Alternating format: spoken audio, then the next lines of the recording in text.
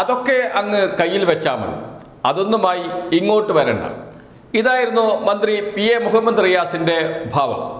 ചോദ്യങ്ങൾ കൊണ്ട് വീർപ്പ് മുട്ടിക്കാം, ചോദ്യങ്ങൾ ചോദിച്ച് ഉത്തരം മുട്ടിക്കാം, ഇതായിരുന്നു പ്രതിപക്ഷത്തിൻ്റെ പ്ലാൻ. പക്ഷേ നടന്നതോ നേരെ തിരിച്ചു. എല്ലാ ചോദ്യങ്ങൾക്കും വ്യക്തമായ മറുപടി, കൃത്യമായ മറുപടി. ചോദ്യോത്തരവേളയിൽ മന്ത്രി പി എ മുഹമ്മദ് റിയാസ് ഇന്ന് അസാധാരണമായ പെർഫോമൻസാണ് നടത്തിയത് എന്ന് പറയാതിരിക്കാൻ കഴിയില്ല. ആ ദൃശ്യങ്ങൾ നമുക്ക് കാണാം. Yes minister. സർ, പുതിയ സാങ്കേതിക വിദ്യയെ പരമാവധി ഉപയോഗപ്പെടുത്തി മുന്നോട്ട് പോകാനാണ് വകുപ്പ് ശ്രമിക്കുന്നത്. ഇപ്പോൾ നൂതന സാങ്കേതിക വിദ്യകൾ പല വിദേശ രാജ്യങ്ങളിലും കൊണ്ടുവരുന്നത് നമ്മൾ കാണുന്നുണ്ട്. കേരളത്തിൻ്റെ കാലാവസ്ഥ ഒരു പ്രധാന വിഷയമാണ്. കാലാവസ്ഥ കൂടി അനുയോജ്യമാകുന്ന നിലയിൽ എങ്ങനെ നമുക്ക് ടെക്നോളജിയെ ഒരു ടൂളായി ഉപയോഗിച്ച് മുന്നോട്ട് പോകാനുള്ള പരിശോധനയാണ് നടത്തുന്നത്. ഇപ്പോൾ നിലവിലുള്ള റോഡിലെ അസംസ്കൃത വസ്തുക്കൾ ഉപയോഗപ്പെടുത്തുന്ന ഫുൾ ഡെപ്ത് റെക്ലമേഷൻ മെത്തേഡ് സംസ്ഥാന വ്യാപകമാക്കി. ജിയോ സെൽ, ജിയോ ഗ്രിഡ്, കയർ ഭൂവസ്ത്രം ഉപയോഗിക്കൽ തുടങ്ങിയവ റോഡ് നിർമ്മാണത്തിന് ഉപയോഗിക്കുന്നു. White topping, soil stabilisation technology, PQC തുടങ്ങിയവയും ഉപയോഗപ്പെടുത്തി. സ്റ്റോൺ മാട്രിക്സ്മെൻറ്റ് എന്ന സാങ്കേതിക വിദ്യയും കേരളത്തിലെ നിർമ്മാണ രീതികളിൽ നടപ്പിലാക്കി വരുന്നുണ്ട്. സർ, പാല നിർമ്മാണ മേഖലയിലും നൂതന സാങ്കേതിക വിദ്യ ഉപയോഗിച്ചിട്ടുണ്ട്. എക്സ്ട്രാഡോസ് കേബിൾ സ്റ്റേ പാലം, സെൻട്രൽ സ്പാൻ കേബിൾ സ്റ്റേ പാലം, സെഗ്മെൻ്റൽ ബോക്സ് ഗഡർ നിർമ്മാണം, network tied arch and steel composite bridge, ultra high performance fibre reinforcement concrete തുടങ്ങിയ സാങ്കേതിക വിദ്യ ഉപയോഗപ്പെടുത്തുന്നുണ്ട്. കൂടാതെ പാലങ്ങളുടെ നിർമ്മാണത്തിൽ ultra high performance fibre concrete material വികസിപ്പിക്കുന്നതുമായി ബന്ധപ്പെട്ട പഠനം വിജയകരമായി പൂർത്തിയാക്കാനായി റെയിൽവേ ഓവർബ്രിഡ്ജുകളിൽ സ്റ്റീൽ കോൺക്രീറ്റ് കോമ്പോസിറ്റ് ഉപയോഗപ്പെടുത്തുന്നുണ്ട്. സാർ, ഇങ്ങനെ സാധ്യമാകുന്ന കാര്യങ്ങളൊക്കെ തന്നെ സാങ്കേതിക വിദ്യയുടെ വികാസത്തെ തിരിച്ചറിഞ്ഞുകൊണ്ട് ഇടപെട്ട് മുന്നോട്ട് പോകാനുള്ള ശ്രമമാണ് പൊതുവെ സർക്കാർ നടത്തുന്നത്. Second question. സർ, റോഡുകളുടെ നിർമ്മാണത്തിൽ പഴയ റോഡുകളുടെ ഉപരിതലം പുനരുപയോഗിക്കുന്ന RIP സാങ്കേതിക വിദ്യ അത് ഉപയോഗിക്കാൻ നമ്മൾ തീരുമാനിച്ചിട്ടുണ്ടോ? അത് എത്രത്തോളം ഗുണകരമാകുന്നു എന്നുള്ളത് വ്യക്തമാക്കാമോ? Yes minister. സർ, പരിസ്ഥിതിക്ക് അനുയോജ്യവും കാലാവസ്ഥാ വ്യതിയാനത്തെ മറികടക്കുന്നതും പ്രതിരോധിക്കുന്നതുമായ സാങ്കേതിക വിദ്യ സംബന്ധിച്ച് നിരവധി പഠനങ്ങളാണ് പൊതുമരാമത്ത് വകുപ്പിൻ്റെ കീഴിലുള്ള KHRIയിൽ ഇപ്പോൾ നടന്നു വരുന്നത്.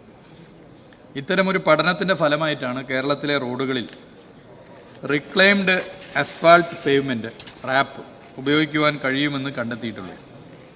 നിലവിലുള്ള റോഡ് മെറ്റീരിയൽ മില്ലിംഗ് ചെയ്ത് റോഡ് നിർമ്മാണത്തിന് വീണ്ടും ഉപയോഗിക്കുന്നതിനുള്ള സാങ്കേതിക വിദ്യയാണ് RAP. തുടർച്ചയായ ഓവർലേ കാരണം റോഡിൻ്റെ കനം കൂടി വരികയാണ്. അത് നിരപ്പിൽ നിന്നും ചില റോഡുകൾ കൂടുതൽ ഉയരത്തിലേക്ക് പോകുന്നതിൻ്റെ കാരണം നിലവിലുള്ള റോഡ് സർഫസിന് മുകളിൽ ഓവർലേ ചെയ്യുന്നത് മൂലമാണ്. ഇത് ഒഴിവാക്കുക എന്ന ലക്ഷ്യമാണ് RAP ടെക്നോളജി മുന്നോട്ട് വെക്കുന്നത്.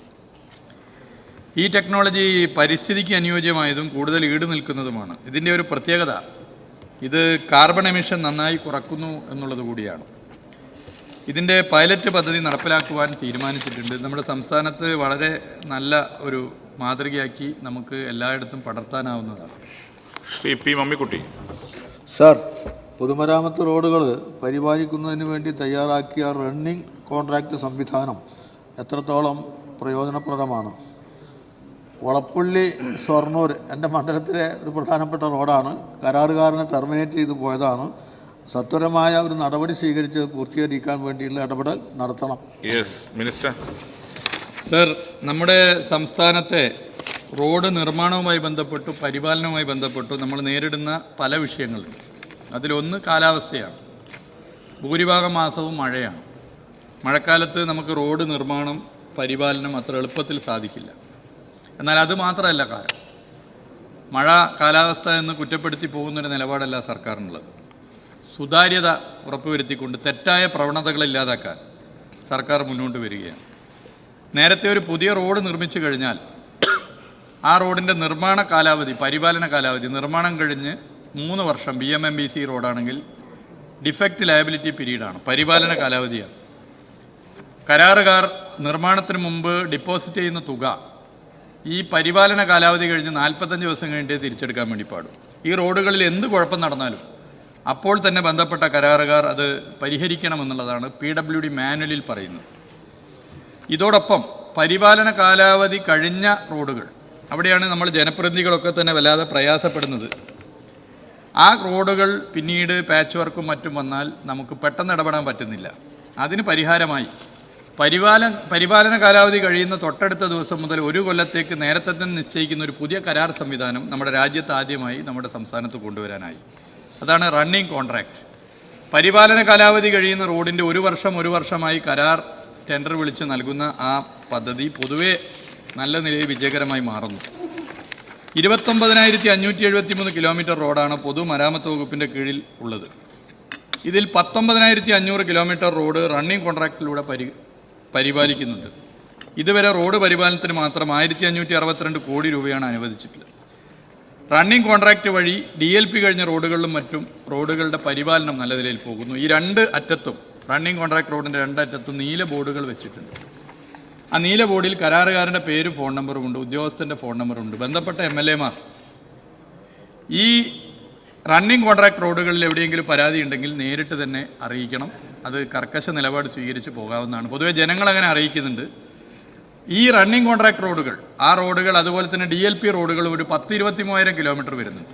DLP റോഡുകളിൽ പച്ച ബോർഡും റണ്ണിംഗ് കോൺട്രാക്ട് റോഡുകളിൽ നീല ബോർഡും എല്ലാ കാര്യങ്ങളും സുതാര്യമായി വെക്കുകയും ടോൾ ഫ്രീ നമ്പർ ഉൾപ്പെടെയുണ്ട്. ഈ റോഡുകളിൽ കേരളത്തിൻ്റെ പൊതുമരാമത്ത് വകുപ്പിൻ്റെ റോഡുകളിലെ 80% വരുന്ന ഈ റോഡുകളിൽ എന്ത് കുഴപ്പമുണ്ടെങ്കിലും നിങ്ങൾ നേരിട്ട് പരാതി അറിയിക്കാവുന്നതാണ്. കർക്കശ നിലപാട് സ്വീകരിച്ച് മുന്നോട്ട് പോകാവുന്ന ഒരു സംവിധാനം വന്നു.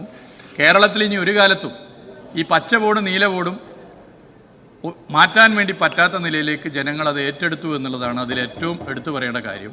പച്ച ബോർഡും നീല ബോർഡും ഭാവിയിൽ മാറ്റിയാൽ അത് അഴിമതിക്ക് സൗകര്യമൊരുക്കുന്ന നിലയിലേക്ക് മാറും എന്ന് ജനം തിരിച്ചറിയുന്ന ഒരു സ്ഥിതിയും വരുന്നു. സുതാര്യത ഉറപ്പുവരുത്താനും തെറ്റായ പ്രവണത ഇല്ലാതാക്കാനും ഇത് ഇന്ത്യയിലെ മറ്റു സംസ്ഥാനങ്ങളുൾപ്പെടെ അത് പിൻപറ്റാനുമുള്ള ശ്രമമുണ്ട്. അതുകൊണ്ട് റണ്ണിംഗ് കോൺട്രാക്ട് അത് കേരളത്തിൽ വളരെ അഭിമാനകരമായൊരു നേട്ടമായി സംസ്ഥാന സർക്കാർ കാണുകയാണ്. ശ്രീ പ്രദീപ്. സർ, നമ്മുടെ കേരളത്തിലെ പൊതുമരാമത്ത് വകുപ്പ് നടത്തുന്ന ഇടപെടൽ ആരെന്തെല്ലാം പറഞ്ഞാലും സംസ്ഥാനത്തിൻ്റെ പുറത്ത് നമ്മൾ നടത്തിയ ഇടപെടലെല്ലാം വലിയ തോതിൽ സോഷ്യൽ മീഡിയയിൽ പ്രചരണവും മാതൃകയാക്കണമെന്ന് പറഞ്ഞാൽ പ്രചരണം നല്ലപോലെ നടക്കുന്നുണ്ട് സർ. ഇവിടെ എൻ്റെ ചോദ്യം, ശബരിമലയിൽ ഏകദേശം 10-35 ലക്ഷത്തിൽ കൂടുതൽ ആളുകൾ വരുന്ന ഒരു കേന്ദ്രമാണ്. ആ കേന്ദ്രത്തിലേക്കുള്ള റോഡുകൾ അതിൻ്റെ നവീകരണത്തിന് വേണ്ടി സർക്കാർ എടുത്ത പ്രവൃത്തികൾ എന്തെല്ലാമെന്നും അത് ഈ കൊല്ലം പുതിയ പ്രവൃത്തികൾ എന്തെങ്കിലും നമ്മൾ ആലോചിക്കുന്നുണ്ടോ എന്നാണ് ഒന്ന് വ്യക്തമാക്കി. ശബരിമലയിലെ റോഡുകളുടെ നവീകരണത്തിന് വലിയ പ്രാധാന്യമാണ് സർക്കാർ നൽകിയിട്ടുള്ളത്. 2021 മെയ് 20 ഈ ഗവൺമെൻറ് അധികാരത്തിൽ വന്നതിന് ശേഷം ഈ 4-4.25 വർഷത്തിനിടയിൽ മാത്രം 1,107 കോടി 23 ലക്ഷം രൂപയാണ് സാർ ഇതിനു വേണ്ടി അനുവദിച്ചിട്ടുള്ളത്. ശബരിമലയിലെ റോഡുകൾക്ക് ഏറ്റവും കൂടുതൽ തുക അനുവദിച്ച സംസ്ഥാന സർക്കാരാണ് 2021 അധികാരത്തിൽ വന്ന LDF സർക്കാർ എന്നിവിടെ ചൂണ്ടിക്കാട്ടാൻ ഞാൻ ആഗ്രഹിക്കുന്നു. ഈ വർഷത്തെ റോഡ് പ്രവർത്തികൾക്കുള്ള നിർദ്ദേശങ്ങൾ പൊതുമരാമത്ത് വകുപ്പും ധനകാര്യ വകുപ്പും പരിശോധിച്ച് വരികയാണ് സാർ. ശബരിമല റോഡുകൾ ഏറ്റവും മികച്ച നിലയിൽ പരിപാലിക്കുന്നതിന് ധനകാര്യ വകുപ്പ് പൊതുമരാമത്ത് വകുപ്പിന് മികച്ച പിന്തുണ നൽകിയിട്ടുണ്ട്.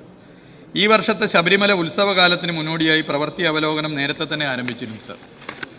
കൃത്യമായി ഉദ്യോഗസ്ഥർക്ക് ചുമതലകൾ വീതിച്ച് നൽകിയിട്ടുണ്ട്. റോഡുകളെല്ലാം പൂർണ്ണ ഗതാഗത യോഗ്യമാക്കി നിലനിർത്തുന്നതിനുള്ള ശ്രമങ്ങളാണ് വകുപ്പ് നടത്തുന്നത്. 2016 മുതൽ, അതിനിടയിൽ കോവിഡ് വന്നു, 2016 മുതൽ എല്ലാ വർഷവും ശബരിമലയ്ക്ക് വലിയ പ്രാധാന്യം നൽകിക്കൊണ്ടാണ് റോഡുകളുടെ കാര്യത്തിൽ LDF സർക്കാർ പ്രവർത്തിച്ച് ഇടപെട്ട് വരുന്നത്. ശ്രീമതി OS അംബിക. സാർ, ഈ സർക്കാരിന്റെ കാലത്ത് ഇതുവരെ എത്ര പാലം പൂർത്തിയാക്കാനായി എന്ന് വ്യക്തമാക്കാമോ? Yes minister please.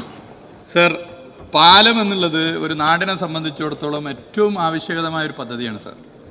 പാലം നിർമ്മാണ പ്രവൃത്തി ഉദ്ഘാടനവും പാലം പ്രവൃത്തി പൂർത്തീകരിച്ച ഉദ്ഘാടന പരിപാടിയിലെ ജനസഞ്ചയം തന്നെ അതിന് ഏറ്റവും വലിയ ഉദാഹരണമായി നമുക്ക് കാണാൻ വേണ്ടി സാധിക്കും സാർ. നമ്മൾ പ്രതിനിധീകരിക്കുന്ന മണ്ഡലങ്ങളിലെ പാലം ഉദ്ഘാടനത്തിലെ പങ്കാളിത്തം നമ്മൾ നോക്കിയാൽ മറ്റു പദ്ധതി പോലെയല്ല. മറ്റു പദ്ധതിയുടെ ഉദ്ഘാടനത്തിന് ഒരു റോഡോ അല്ലെങ്കിൽ കെട്ടിടമോ മറ്റുള്ളതിനേക്കാൾ ഉദ്ഘാടനത്തിന് വലിയ നിലയിലേക്ക് ആളുകൾ തടിച്ചുകൂടി വരുന്നൊരു സ്ഥിതി പൊതുവേ കാണാനാകും സാർ. അപ്പോൾ പാലം എന്നുള്ളത് ഒരു നാടിനെ സംബന്ധിച്ചിടത്തോളം ഏറ്റവും പ്രധാനപ്പെട്ട ഒരു പദ്ധതിയാണ്. ഇത് കണ്ടുകൊണ്ട് 2021 മെയ് 20 ഗവൺമെൻറ് അധികാരത്തിൽ വന്നപ്പോൾ 5 വർഷം കൊണ്ട് 100 പാലങ്ങളുടെ പ്രവൃത്തി നമ്മുടെ സംസ്ഥാനത്ത് പൂർത്തീകരിക്കണമെന്ന് നിശ്ചയിച്ചിരുന്നു സാർ. അതിൻ്റെ ഭാഗമായി എല്ലാ നിയമസഭാ മണ്ഡലങ്ങളിലും കോൺസ്റ്റിറ്റ്യുവൻസി മോണിറ്ററിംഗ് ടീം രൂപം കൊടുത്തു. എക്സിക്യൂട്ടീവ് എഞ്ചിനീയർമാരും നോഡൽ ഓഫീസർമാരായിട്ടുള്ള 140 ഉദ്യോഗസ്ഥരുടെ നേതൃത്വത്തിലുള്ള ഈ ടീം MLA-മാർ പങ്കെടുത്തോ, MLA-മാരുടെ പ്രതിനിധി പങ്കെടുത്തോ, അതല്ലാതെയോ യോഗം ചേരുകയും പാലങ്ങൾ ഒരു പ്രത്യേക അജണ്ടയായി വെച്ച് ചർച്ച ചെയ്യുകയും ചെയ്തു സാർ. ഇതിന് പുറമെ നമ്മുടെ സംസ്ഥാനത്ത് പാലങ്ങളുടെ പ്രവൃത്തി വേഗത്തിലാക്കാൻ ഭരണാനുമതി കിട്ടിയതിന് സാങ്കേതിക അനുമതി കിട്ടാൻ, സാങ്കേതിക അനുമതി കിട്ടിയത് ടെൻഡർ സ്റ്റേജിലെത്തിക്കാൻ, പ്രവൃത്തി തടസ്സങ്ങൾ നീക്കാൻ പ്രത്യേക സംവിധാനം ഇവിടെ ഒരു നോഡൽ ഓഫീസറെ വെച്ചുകൊണ്ട് അതിൻ്റെ പ്രവർത്തനം നടത്തി സാർ.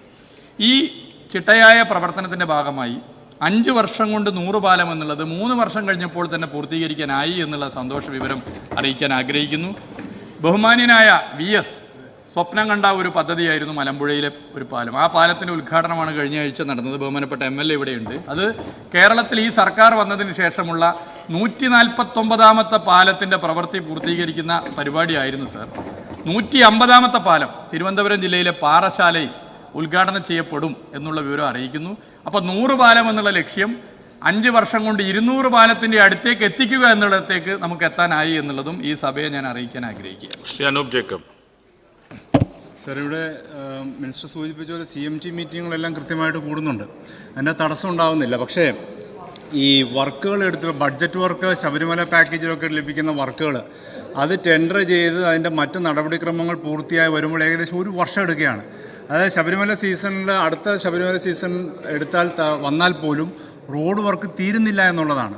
അപ്പോൾ ഇതിൻ്റെ നടപടിക്രമങ്ങൾ വേഗതയിലാക്കേണ്ടതാണ്. CMT കൂടിയെന്ന് വെച്ച് ഇതിൻ്റെ നടപടിക്രമങ്ങൾ വേഗതയിലാവുന്നില്ല. അവിടെ നിന്ന് ശുപാർശ ചെയ്യാം, മറ്റുള്ള കാര്യങ്ങൾ വിളിച്ചന്വേഷിക്കാം. പക്ഷേ വലിയ സാങ്കേതിക താമസങ്ങൾ ബഡ്ജറ്റ് വർക്കിനും ശബരിമല പാക്കേജ് ഉൾപ്പെടെ റണ്ണിംഗ് കോൺട്രാക്ട് ഉൾപ്പെടെ എൻ്റെ കോൺസ്റ്റിറ്റ്യുവൻസിയിലെ ഒരു ചോറ്റാനിക്കര തിരുവാങ്കുളം റോഡ് അത് ശബരിമല പാക്കേജിലാണ്.